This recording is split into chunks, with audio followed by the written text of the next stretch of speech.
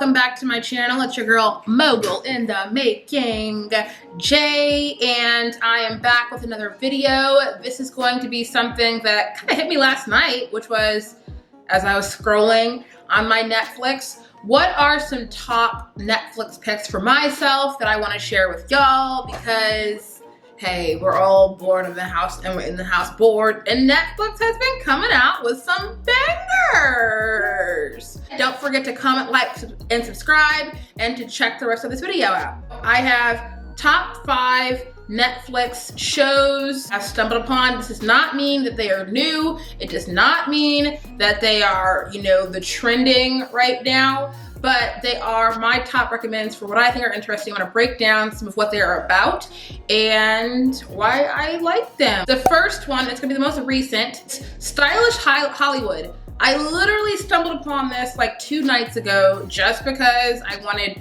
some kind of reality-ish to watch, and Netflix has been doing pretty good with reality TV.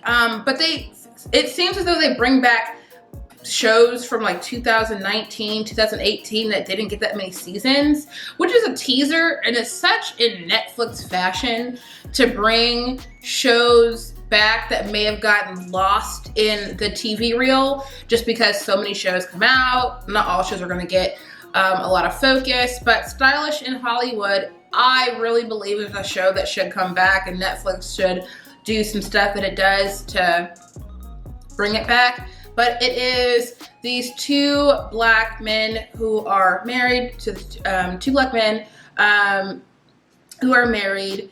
Their names are Jason and Adair, and they own JSN Studios, and they do styling for celebrity clients as well as they do styling for celebrity clients, for red carpet events, for editorial, for all type of just needs that regard to styling for celebrities, as well as interior design and literal breaking down houses and building them back into new renovations and sets of renovations. I think this show is so cool. One, because Black Boy Joy and their message to empowering Black women. I love when I see those 2 worlds coming together about how the empowering image of Black women in film and literature and so many high positions being able to show themselves off in the context of fashion and art, and getting to be supported by Black men who find joy in that message. They feature some people like Janet Mock, Serena Williams, Gabrielle Union, I'm always pronouncing her name, but Yara Sadid. I'm so sorry. Sorry. You know what I mean though. Yara, Stormy Reed, not Salam Alaikum. Oh my gosh. But like the main actress in Love and Basketball.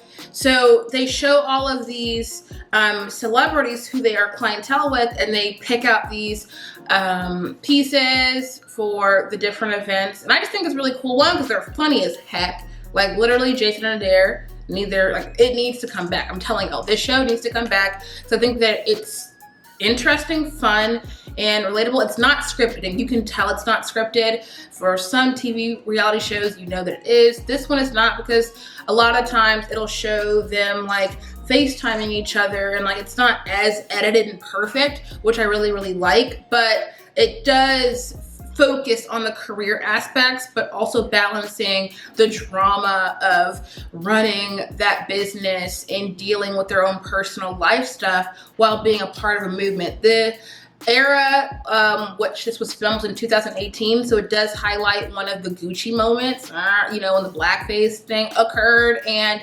Gucci Get Your Life, and what their response to that was on a high profile way. Oh, and they also work with Ava DuVernay. For any of y'all who don't know her, she's like a popping ass director. A Wrinkle in Time, the When They See Us. That was Essential Part 5. But it's a high recommend for me. It's only 7 episodes, which again, Netflix, you tease for revealing to us all the good TV that got crowded out by a lot of, you know, our favorites, the Kardashians.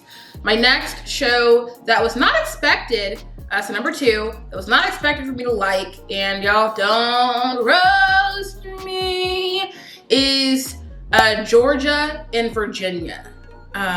Ginny and Virginia. This show, I think it recently just came out, 2021.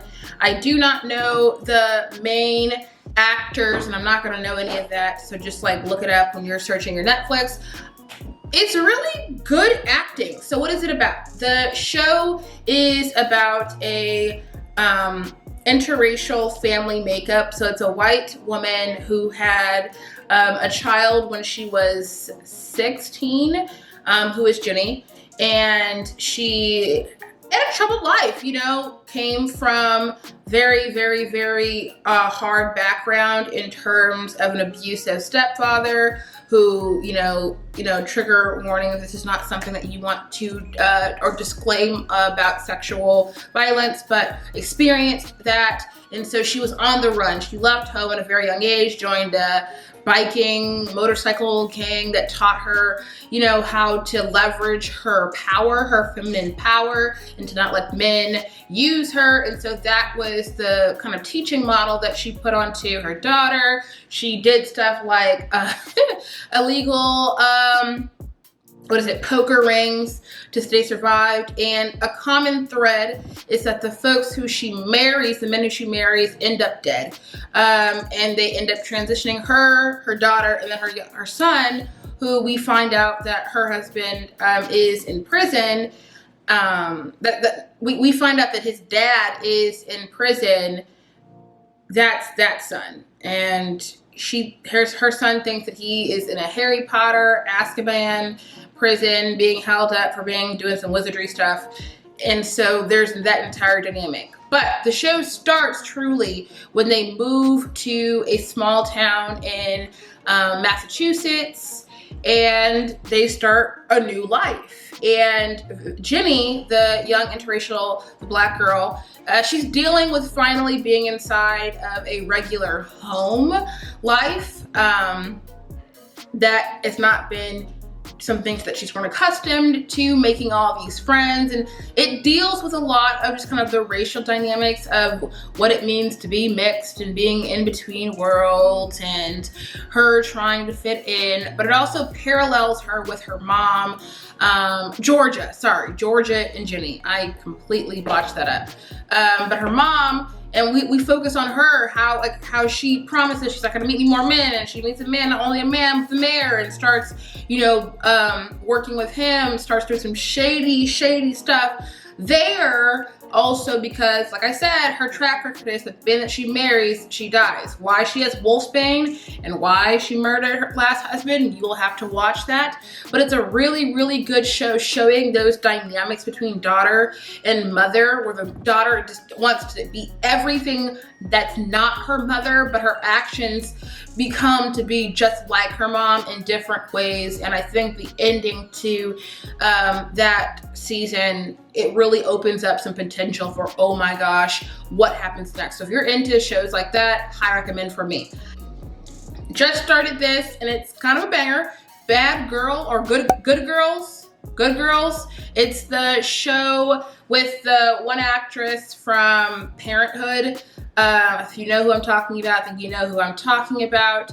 And I don't know the other actors, I'm so sorry. But it's 3 moms who are running through some financial troubles.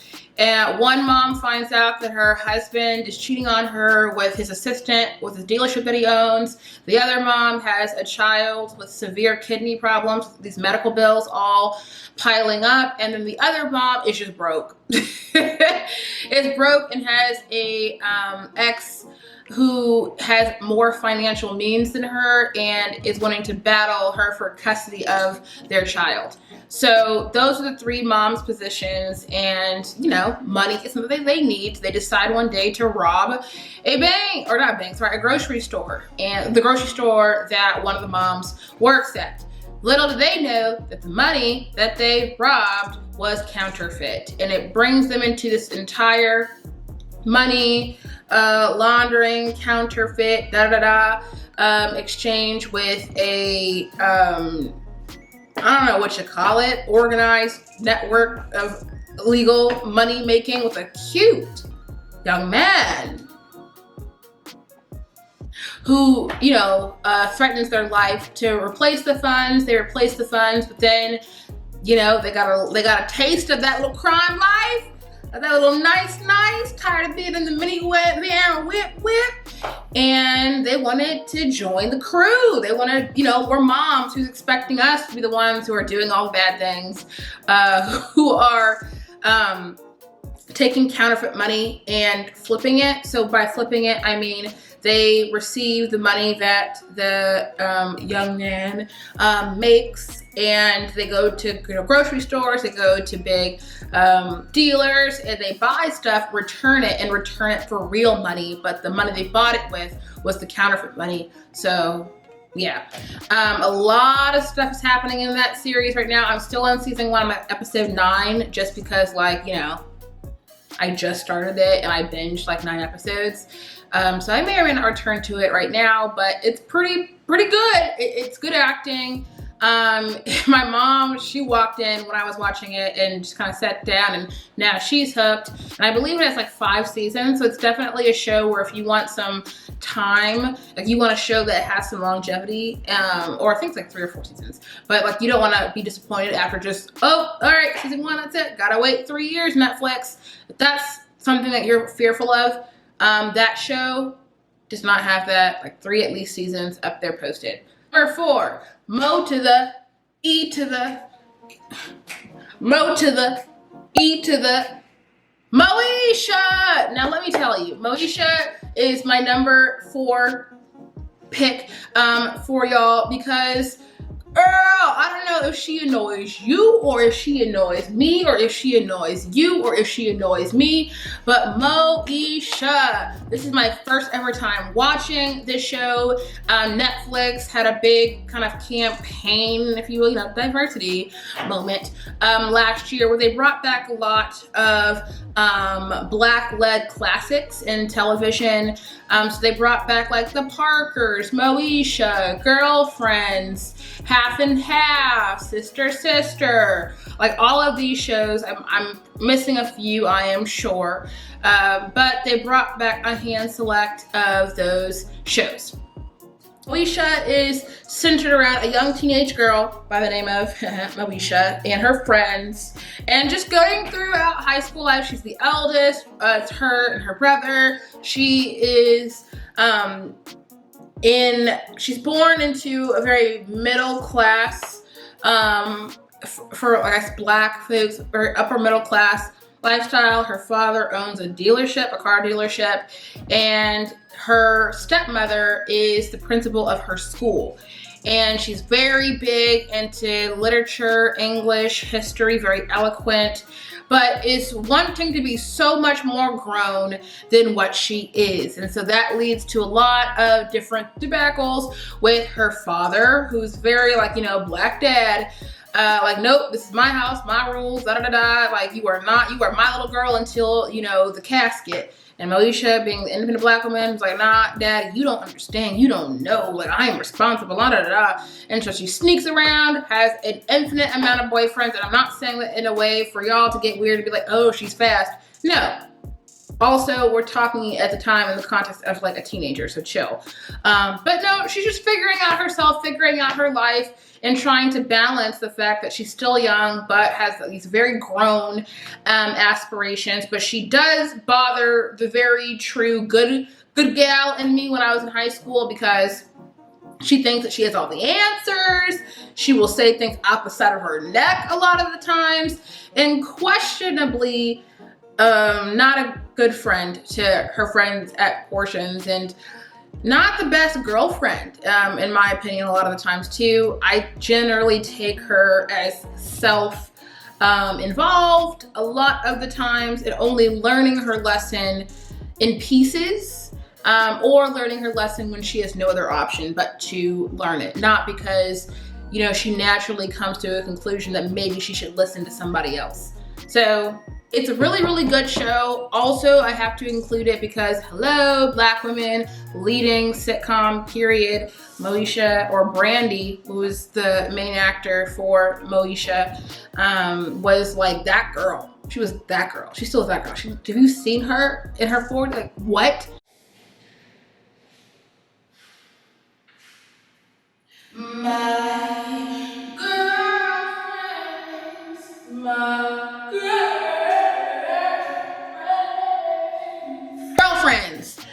Girlfriends is number 5 for me, period, periodona. It's such a great show. So Girlfriends is number 5. And like I said, this is in no particular order because I finished the series, and y'all, you know the series is good when you have to do some historical work to figure out why the frick it ended. And it's so tragic, the why, but we'll get to maybe that at the end of my breakdown. But we have Tracy Ellis Ross, Golden, Brooks, Persia White, Jill Marie Jones, Reggie Hayes, Khalil Kane, and Keisha Sharp. And the director of this is really funny because it's, what's his face?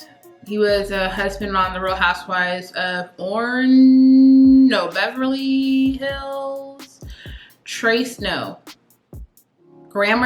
Grammer. Yeah, he's the director of it. So that's interesting. We have a power cast of Black women across the range. Now, are they very diversified in stature? No. Autumn, lovely women are skinty minty, but such as the times. This is like the early 2000s, so they weren't really showing a lot of, you know, a thicker figured women, but you know, that's for a later criticism. But the show is really good. It's centered around these 3 girlfriends who are in different areas of their career. We have Joan, who is a junior partner lawyer. We have Joan. We have Maya, who is her assistant, who is a little bit younger. She's like, I'm 25. She's the youngest of the group. She's a single, not a single mom. That's later on in the show, but then not. But it's a lot. But we have Maya, who's the assistant to Joan, and she is an authoress, which you'll understand as you watch the seasons. And she's quick-mouthed, right? She is from the streets. She's from them streets, so she says. And so she's the funny. They're all funny, but I think that she tries to make herself, or to separate herself as being that real Black girl, you know, with them experiences, and to humble the rest of the group.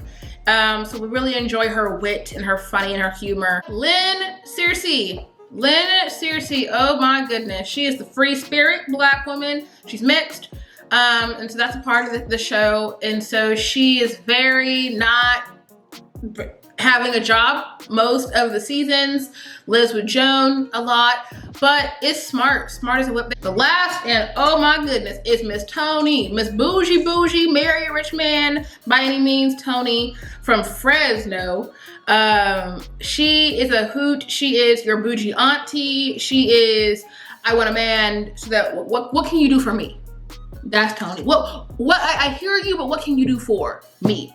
That is Miss Tony. She is a lot of the self-interested a lot of the times, but does have a heart at the crucial points of the episodes where she needs a heart in order to redeem herself. Y'all, there is an episode, and I think everyone knows the episode that I'm referencing, that really gets me in my feelings, and it's the one where Joan and Tony almost break up their friendship because, you know, with Tony not showing up. You know, she dates Joan's ex.